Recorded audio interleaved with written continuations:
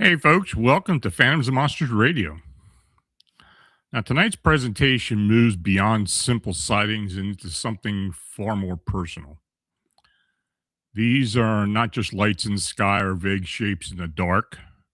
These are accounts from people who believe they were directly confronted by something intelligent, intrusive, and impossible to explain away.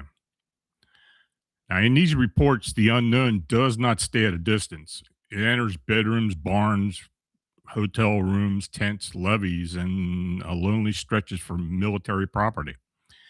It appears in paralysis, in waking encounters, in altered states, and in moments of raw fear that witnesses say change them for life. Now, what ties these reports together is not that they are all described in the same, as same beings or the same circumstances. They do not. What links them is the unmistakable sense of contact. Some witnesses describe insectoid entities, reptilian figures, transparent humanoids, classic grays, shadowed presences, and men in black. Others recount strange landscapes, missing time, psychic intrusion, or the feeling of being watched, tested, or warned. Whether these experiences involve aliens, ultraterrestrials, interdimensional intelligences, or something still unnamed, each witness came away with the same conclusion. Something real happened to them, and it did not fit within the boundaries of ordinary life. So tonight, we're going to examine a series of remarkable experiencer encounters. Some are deeply unsettling. Some are emotionally charged. Some blur the line between the physical and the psychological. But all of them force us to confront the possibility that the phenomenon is not merely observed. In certain cases, it interacts, responds, and leaves a lasting mark. These are the testimonies of people who believe the unknown reached directly into their lives. Now, what began as a distant sighting over Georgian Bay became something immediate and deeply personal. It is one thing to watch strange lights in the sky, but it's another thing to believe that an unknown presence stepped in and changed the course of your life. Now, the witness writes, a certain event happened to me many years ago during the summer of 1970 in the Georgian Bay region of Ontario, Canada. I have always felt that the incident should be told. Other than my immediate family and a couple of close friends, I've never shared this account publicly. It was around 2 o'clock in the morning when I noticed five objects in the northwestern sky. They were flying in a V formation and moving towards the southeast. At first, I tried to convince myself I was dreaming, but as they drew closer, I realized I was fully awake and what I was seeing was real. As the objects neared the shoreline where I stood, I was overcome by the intense sensation that something or someone was trying to communicate with me from them. Then, in one unmistakable moment, I became aware of a voice or presence that told me clearly that I was in danger. Almost immediately, a being appeared before me as if it were hovering above and just in front of me. It was enormous, at least 8 to 9 feet tall, and looked exactly like others have described as a praying mantis type entity with long insect like limbs and large, dark, oily eyes. Even though it communicated entirely through thought, I did not feel terror. Quite the opposite. I felt strangely calm in its presence, as if it were sincerely concerned about my well being. It told me that I was dying from a drug overdose and that I needed to get medical help right away. Now, what struck me most was how clear my mind suddenly became. I regularly used recreational drugs at the time, but in that moment, I felt completely lucid. I knew beyond any doubt that what the being was telling me was true, and I listened.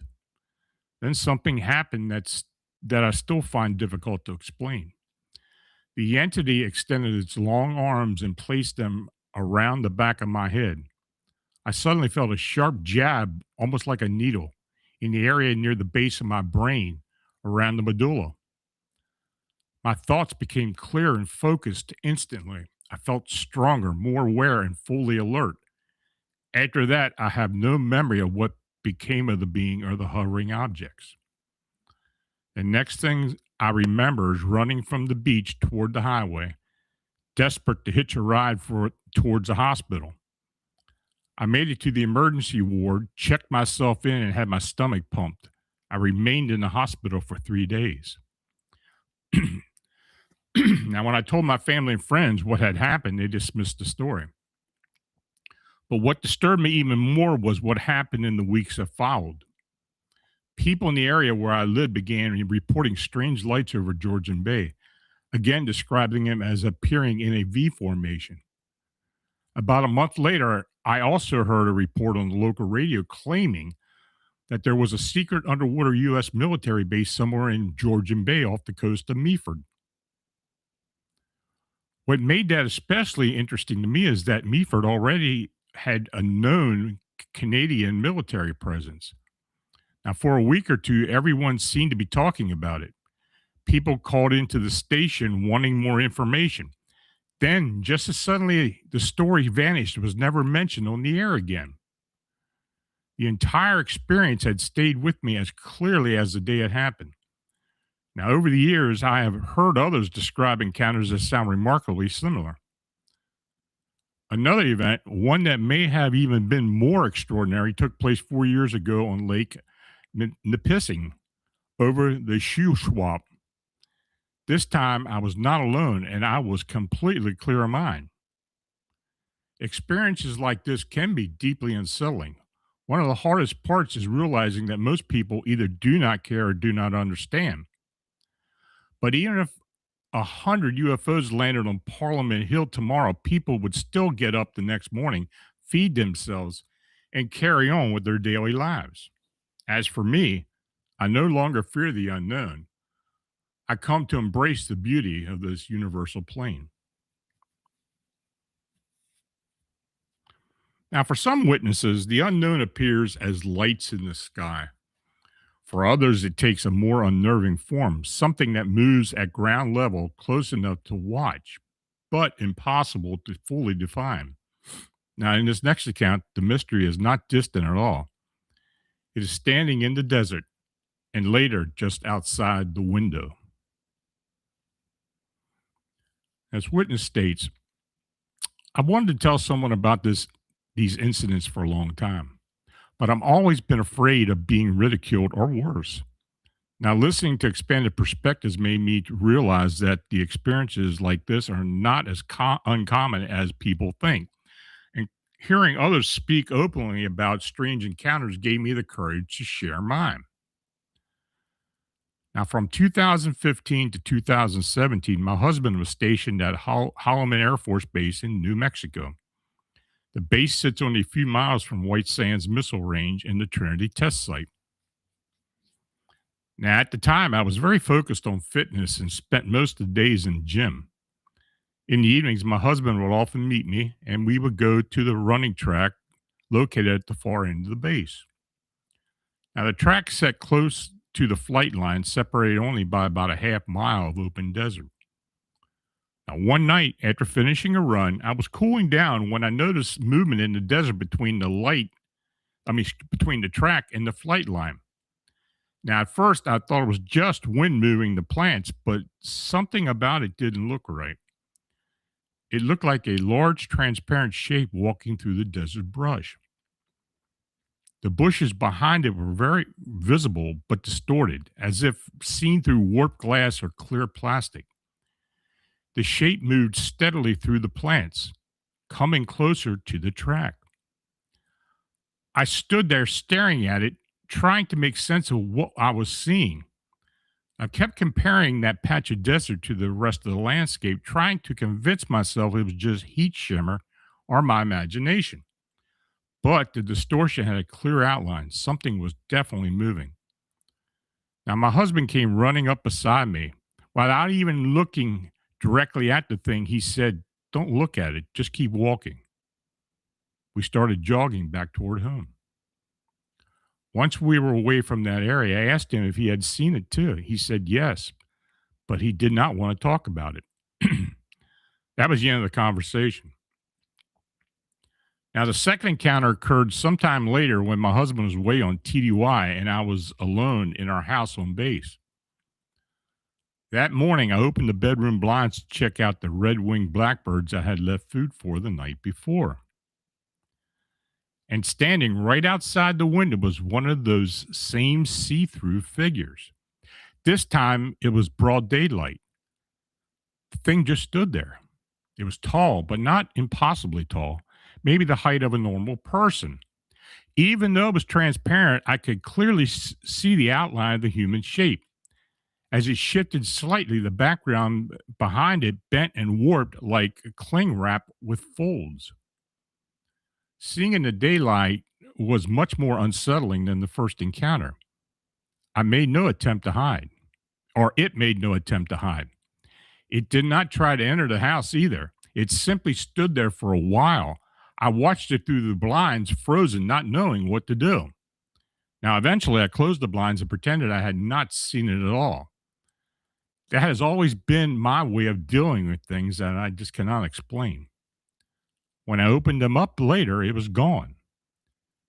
Now, years later, after my husband and I divorced, his attitude about that night at the running track completely changed. Now, when I brought it up, he said there had been nothing there and that he had never seen anything unusual while we lived at the base. Well, wasn't true. Strange things happen there all the time. Sometimes I still wonder if what we saw could have been some type of military technology being tested around the base. I honestly don't know, but I know what I saw and I know I was not imagining it. Now, many experiencers report begin in places that should feel safe. A family gathering, a summer holiday, children are asleep in a tent near the cabin. Then, without warning, that sense of safety is broken by something impossible standing only inches away. Now, this next incident occurred during a large family reunion at a lakeside cabin in Land Lakes in north central Minnesota. Approximately 25 family members were present, including several children who slept in tents pitched outside the cabin. Fireworks had been set off earlier in the evening, anchoring the time frame around the 4th of July in 1986. Now, the witness was nearly 4 or possibly 5 years old at the time and shared a four-person tent with two older brothers and a cousin. Now, the tent was positioned roughly 150 feet from the main cabin. Now, during the early morning hours, estimated around 3 a.m., the witness suddenly awoke. Lying flat on their back, the child found themselves staring directly into the eyes of a small humanoid figure standing near the head inside the tent. The being appeared no taller than 4 foot, with a disproportionately large head relative to its slender body. Its skin was described as gray green and wrinkled, with tiny nostril openings and a nose nearly flush with the face. The eyes were the most disturbing feature, not because of the size alone, but because of the intense, focused manner in which the entity appeared to be studying the child. The witness later noted that the face closely resembled drawings would encounter many years later in books and media related to alien encounters. Now, the being wore what appeared to be a structured collared uniform, resembling a large trench coat that extended to the ground. The garment was described as dark fuchsia or purple, with a dull, suede like texture and visible seams along the front. Moonlight filtered through the tent caused both the figure's face and the clothing to appear faintly illuminated. The high collar and formal appearance conveyed authority or importance. Now, the entire encounter inside the tent lasted only seconds. As terror set in, the witness attempted to scream, but no sound came out. None of the other children stirred. At that moment, the being's expression changed. Its head tilted back slightly as if it were in disappointment or disapproval before the witness's memory abruptly ended. The following recollection began moments later. The child woke again, this time outside the tent, lying in the wet weeds approximately 15 feet away. They were cold, damp, and disoriented. Within seconds, the memory of the face in the tent returned and triggered an intense scream. The scream was loud enough to wake an ant sleeping inside the cabin more than 150 feet away. Now, the witness recalls seeing her silhouette as she turned on the cabin lights to investigate. The child ran back toward the tent as one brother struggled to unzip the door, eventually pulling the witness inside. When asked what was wrong, the child described seeing something inside the tent, but did not mention waking up on the ground outside. Now, the following morning, several family members discussed the scream heard around 3:30 in the morning. No one realized it came from a small child in the tent. When the witness quietly told their mother what had happened and said that they had seen an alien, the response was immediate and hushed. The mother instructed the child not to tell anyone else. Now, before we continue, if you're enjoying tonight's presentation and want to hear more stories like this, don't forget to hit the like button and subscribe to Phantoms and Monsters Radio. It really helps us to reach more people who are searching for answers about the unexplained. And make sure to click the notification bell so you won't miss any of our live shows.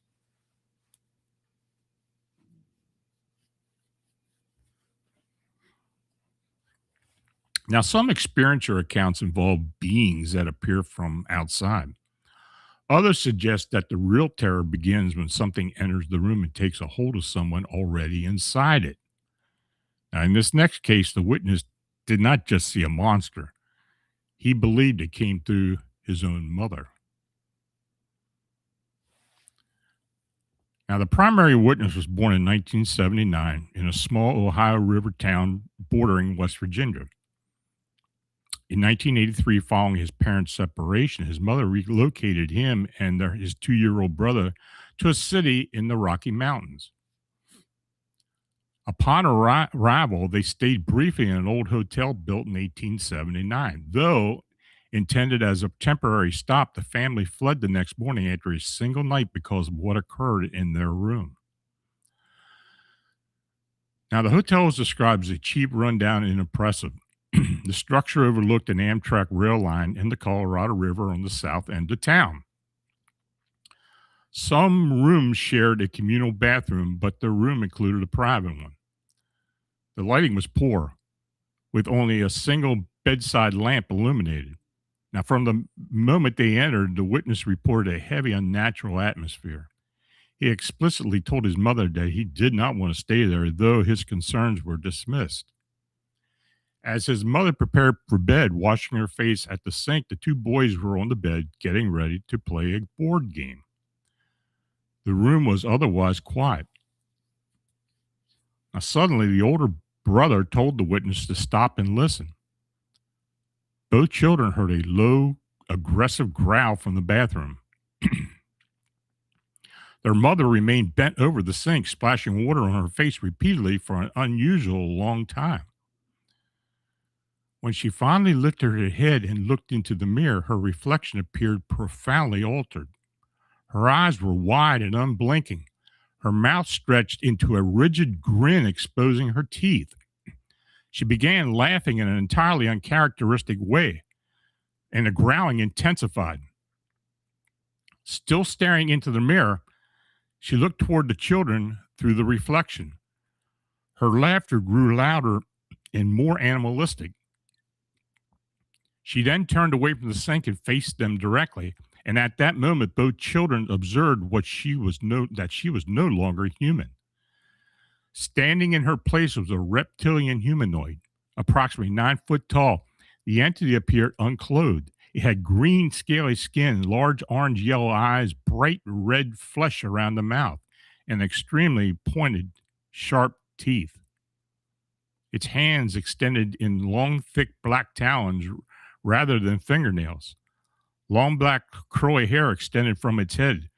Both children observed the entity in detail. The creature advanced toward the bed, growling and speaking in a guttural manner. It repeatedly stated how hungry it was and described the children as tasting good.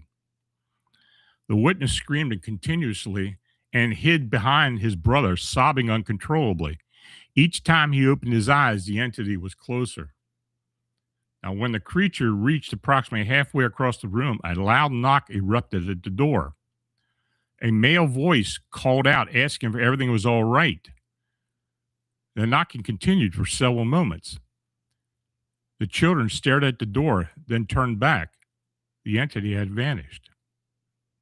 Their mother stood frozen in the room, dazed and confused. She appeared unaware of what had just occurred. She ran to the children, hugged them tightly, and cried. She apologized and promised she would never do that again. And when she pressed her face into the witness's neck, he felt terror and briefly thought the monster had returned. She growled softly, then laughed and reiterated that this was the last time. She answered the door, told the staff there had been a mouse, and apologized for the noise. The bathroom sink was still running. Heavy rain was falling outside. The family left the hotel the next morning. For years afterward, the children discussed the incident privately. Their mother refused to address it, saying she did not want to talk about it. She never denied it, never suggested it was a dream, and never attempted to rationalize it away. At approximately age 13, the older brother completely forgot the incident. The memory did not return until over 25 years later when the witness recounted the event in detail. Only then did the brother begin to recall fragments that ultimately confirmed the shared experience. When the witness was 17, his mother finally explained what she had remembered. She stated that she felt something enter her and take control. She remembered only darkness and an overwhelming urge to protect her children. She confirmed that she had no memory of the events until she regained awareness. Her final question to the witness was chilling and straightforward. She asked whether if she had ever done it again. Now, the hotel has since been demolished and rebuilt. Historically, it served as a brothel, speakeasy, and low-income housing before becoming a massage parlor.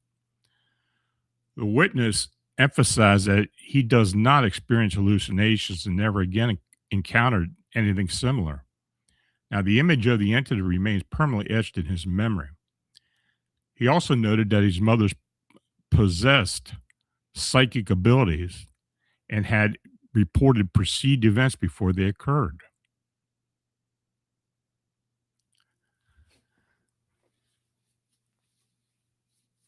Now, sometimes the first warning does not come from the sky or from a strange sound in the dark. Sometimes it comes from the animals. Now, in the next account, a child stepped into a quiet dairy barn at night and found that the livestock already knew something was there. The witness tells me, "Hello, I lived on a dairy farm in Tacoma, Washington, near a military base. I was around 8 or 9 years old at the time, sometime in 1999 or 2000. Growing up around cows and calves, I developed a big heart for them. So one night, I heard some of the calves crying. I quietly got out of bed, not wanting to get in trouble with my parents. The dairy farm was about 500 feet from my house, and everyone was asleep. Now, when I arrived at the calves, I fed them some grain. After that, I checked on the cows. Now, at first glance, everything seemed normal, but some of the cows appeared restless, pacing back and forth in the small space. Almost all the cows recognized me, so getting close to them wasn't an issue. I started to feed them grain as well, but they weren't interested in the food. Their eyes were wide open as if they were terrified. The more I noticed them pacing and cramming to one side of the barn, the more scared I felt. It seemed like they were avoiding the other side. I took a few steps forward, thinking there might be a dead cow in the area, but there wasn't. Suddenly, a strange feeling of being watched came over me. I stopped looking at the cows and glanced down the hall. At first, I thought I was seeing a tree in the distance, but then I remembered that there were no trees there.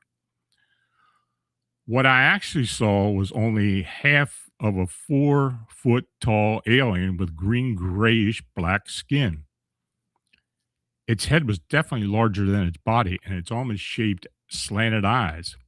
And it was looking at me, analyzing me. I felt an instinct to run, but my body wouldn't respond. It felt like I was moving in slow motion. I couldn't yell or speak. Slowly, the creature began to hide behind the wall. Finally, I ran home, terrified. As soon as I opened the door, I knew I had to be quiet to avoid getting in trouble with my strict parents. I tiptoed back into my room where my siblings were. I never told anyone about that night until now. I'm 32 years old now, and I find myself thinking about that experience more and more. Now, not every experience or account begins with lights in the sky or a figure standing in the room. Sometimes the encounter starts in that liminal state between waking and sleep, then opens into something far stranger. Now, in this next case, the witness believes she left her body crossing into another realm and was told that she was being called home. Now, the witness tells me something bizarre happened at home in the past month. I was in bed struggling to sleep, so I listened to the Theta Wave binaural beats meditation music. After what felt like just a few minutes, I noticed a silver rope hanging above my bed. I reached up to touch it and felt an overwhelming urge to climb. Suddenly, I realized I was no longer in my body, but clinging to that strange silver rope. I was being lifted higher and higher. I found myself surrounded by a corridor of what seemed like peach colored flowers, soft and brushing against my skin. My clothes had changed. I was now wearing a silver dress made from the same material as the robe. I stepped out of the corridor into a strange landscape and unusual grass. The sun was shining, but it was different from the sun on Earth, dimmer, with a golden hue rather than a harsh blue we're used to. I saw animals and plants, trees and flowers that I couldn't fully describe. along with women and children happily playing in the sunshine. A being approached me, distant from the others, and she knew my name. And when she spoke, I felt no fear. It was as if I had known her for a long time. She welcomed me home and said it was time to remember. She was about my height, had metallic skin, was hairless, and had large dark eyes. I mentioned that I felt familiar with this place, but I couldn't quite remember it. She explained that this was what home used to look like before the Great War. The masculine and feminine energies had always been in balance until one corrupted creature broke away from the natural order and sought control over everything. This led to the suppression of the feminine and eventually the destruction of our planet. We managed to save some of our children and nurture them on a neighboring planet. We let them sleep and forget until it was time for them to be awakened. It's almost time to come home, she said. Before my eyes, I witnessed a great atomic explosion. Watching as plants and animals turned to dust, I realized that I was on Mars. Looking at her, she explained that her appearance had been altered by years of exposure to space radiation. I was her family, and she would return for me. Then everything went dark. I opened my eyes and I found it was 6 a.m. and I felt exhausted. I'm not crazy. I didn't imagine this. My house was filled with the scent of foreign flowers that lined the corridor I had walked through. I do not drink alcohol or take drugs. I live in Grafton, Maine. That's her story. Now, sometimes the sighting is only beginning. Now, in this next account, a strange object over the Stockton levee was followed by something even more unsettling. The feeling that whatever had been in the sky had also come looking for the witness the next morning. The witness states, one night, my two friends and I were out late on the levee in Stockton, California. It was quiet and dark, and we were just talking and looking up into the sky. That's when I noticed a bright star moving very fast. At first, I thought it was just a satellite, but it was orbiting across the sky at a speed that just did not make any sense. We kept watching it. Suddenly, it stopped in midair. That's when 5 more stars appeared. They were not scattered randomly, they seemed to light up together. That is when we realized they were not stars at all. They were lights, and they looked like they were attached to something. It was like a structured object, but we could see the body clearly, just the lights. Oh, we could not see the body clearly, just the lights. We started to panic. My heart was pounding, and I remember feeling something was very wrong.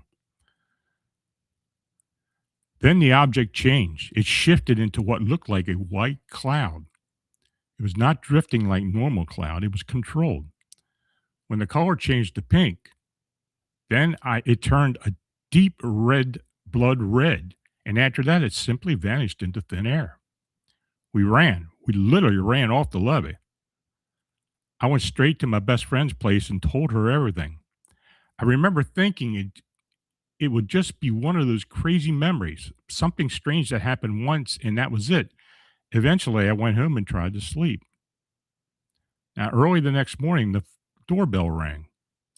It was very early. I was annoyed and half asleep when I went to check. A man in a black suit was standing at my door holding a briefcase. He did not look like a salesman. He was just standing there. I decided to wait him out. I thought he'd leave, but he wouldn't. He stood there for about 5 minutes, just staring into my house like a mannequin. No expression, no movement. I went to look out another window to see if he had a car. That's when I saw 5 other men outside my house. They were spread out, all in black suits, all staring at my house the same way, blank and cold. My heart skipped. I was terrified. I grabbed my phone and started dialing the police. And as soon as I began dialing, every single one of them turned their heads and looked directly at me at the exact same second. I don't know how they could see me. I was watching them through a small crack in the blinds. They stared at me for a few moments, no emotion. Then again, the exact same time, they turned and walked away. They got into their car and drove off. Even the driver kept watching me as they pulled away. I have never spoken about it publicly until now. It was real. It was terrifying. Ever since then, I have felt safest in my room with the windows closed and locked. I sometimes feel like they still watch my house.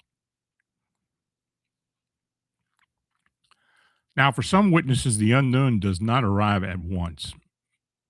It returns in phases through paralysis, lights, fear, and growing sense that something is testing the edges of their mind. Now, in the next account, that presence took the form of a reptilian being that the witness believed was waiting for the right moment to return. Now, the experiencer, who asked to be identified only as S, states that her encounters began in 2005 while she was living in Colchester, England, with her long term partner. During that time, she worked at a local cafe where she was introduced to various belief systems involving the Illuminati and hidden power structures. She noted this period as significant, though she does not directly connect it to what followed. Now, after becoming pregnant, she and her partner relocated to Australia. It was there that the first anomalous experiences began.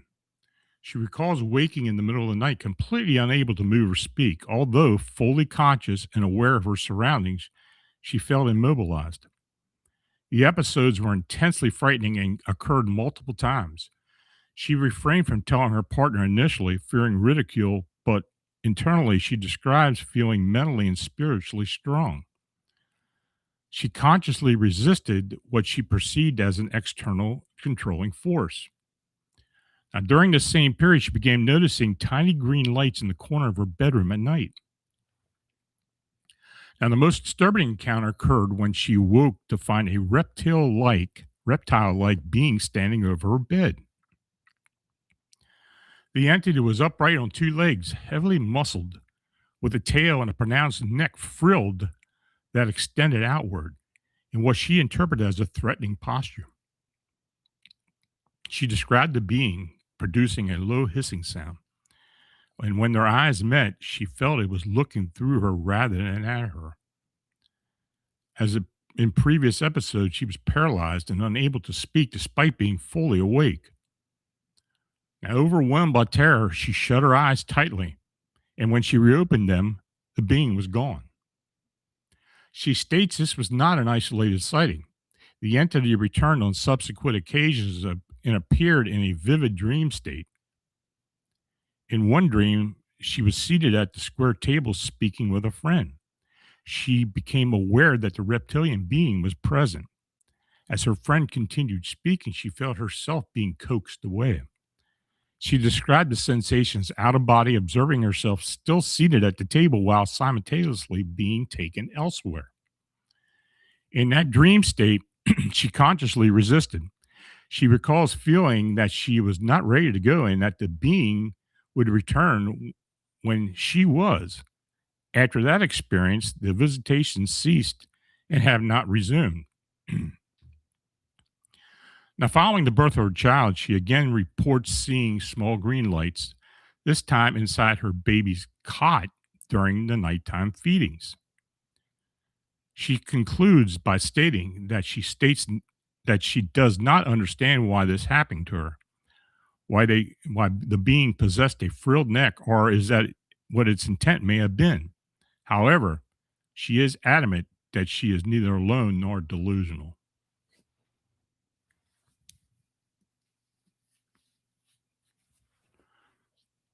Now, not every experience or encounter begins in the bedroom, on a highway, or under an open sky. Some of the oldest and most disturbing reports come from below ground, where darkness, isolation, and fear already shape the environment before anything appears. In this next segment, the mystery moves beneath the surface. In 2008, a file released by British Ministry of Defense included a section titled Unidentified Flying Object Correspondence. Within the 318-page document was a controversial chapter titled The Mystery of Inequity Exposed, the reality of the serpent race, and the subterranean origins of UFOs. The material detailed alleged encounters with hostile subterranean beings. Now, one of the most startling accounts described events in Dixonville, located in Indiana County, Pennsylvania.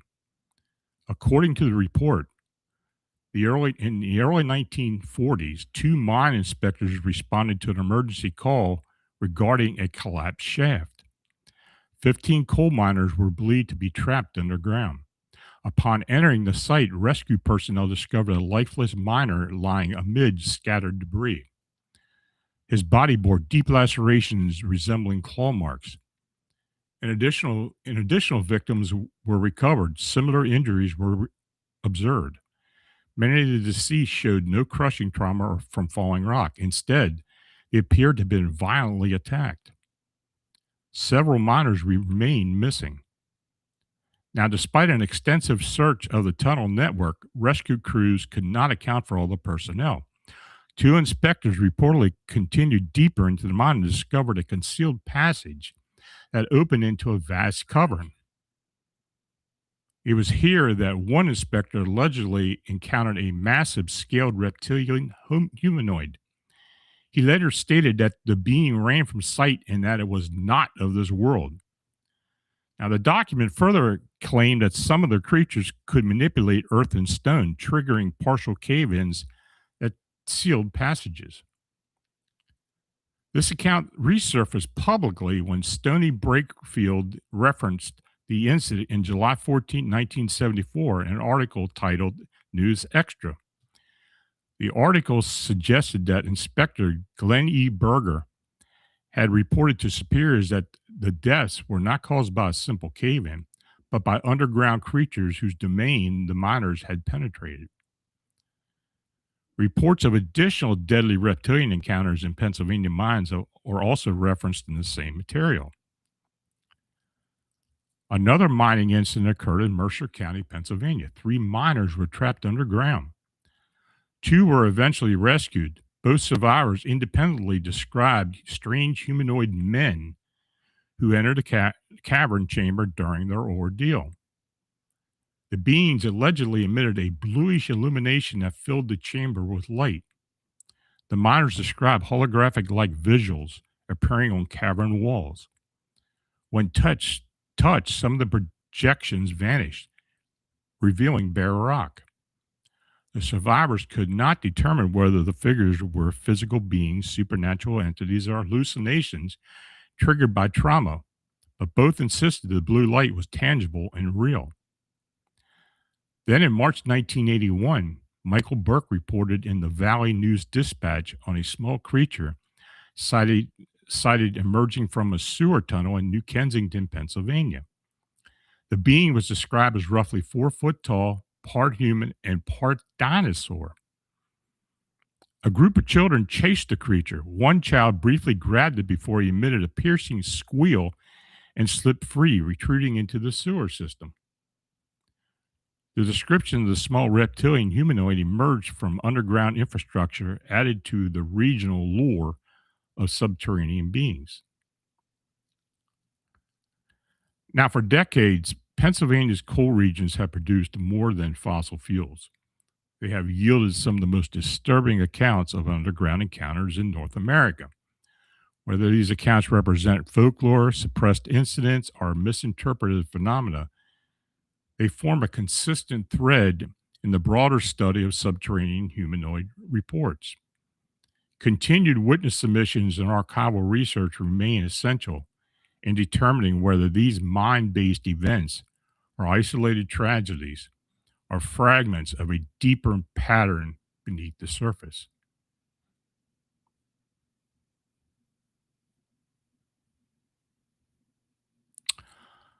So when you step back and look at these accounts together, the most striking detail is not the form the form the phenomena takes. It's a pattern of intrusion.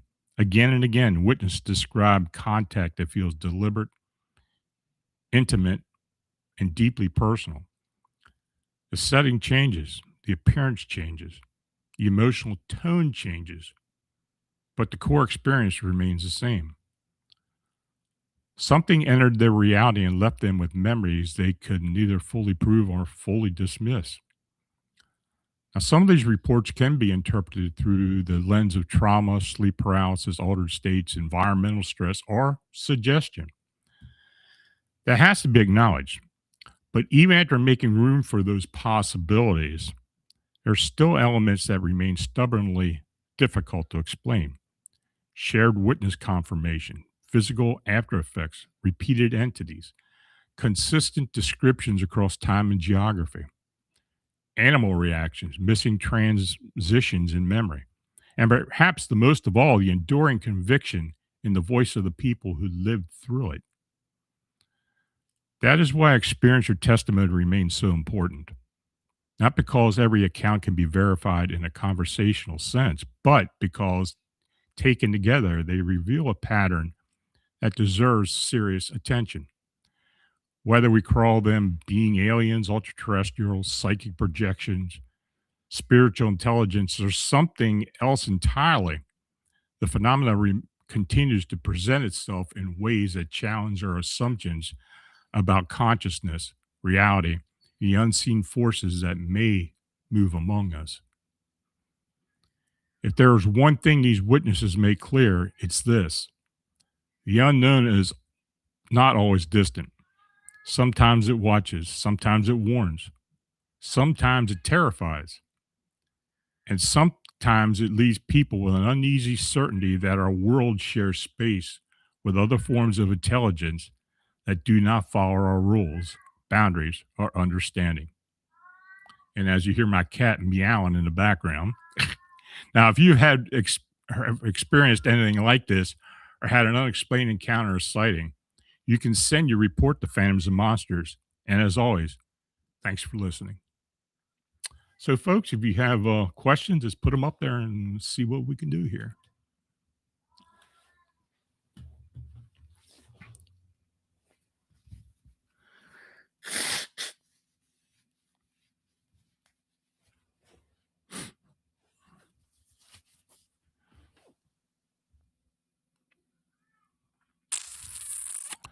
Dagnammit, have you heard of the story from Youngstown, Ohio, of a black dog man as big as an adult polar bear, 12 feet high, 5 foot wide, with a white stripe down its back that emits a strong infrasound?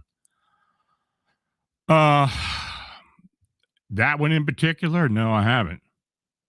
If you have any a link to that or any information, feel free to send it to me. I'd like to see it.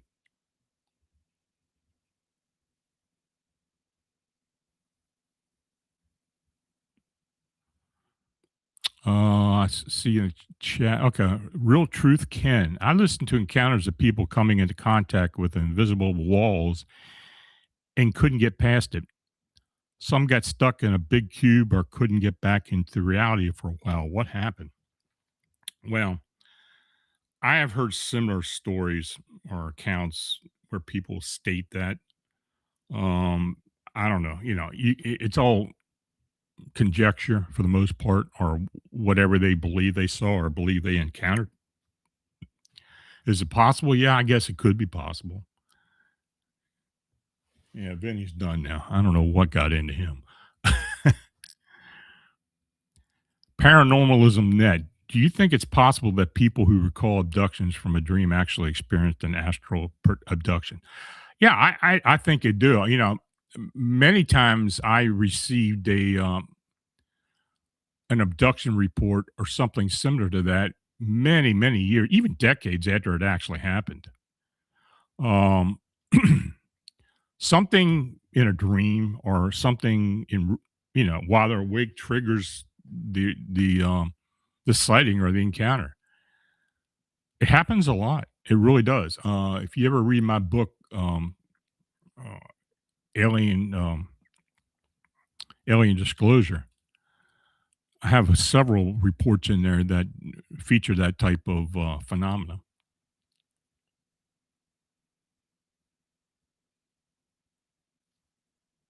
Anything else, folks?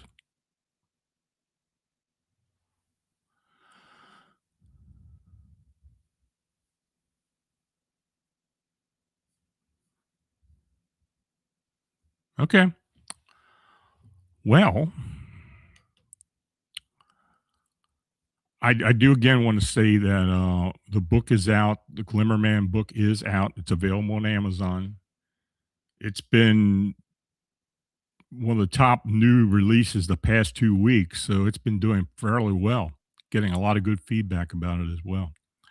Also, on Wednesday, March 25th at 9 o'clock p.m. Eastern Time, we'll have an Ask Lon member chat.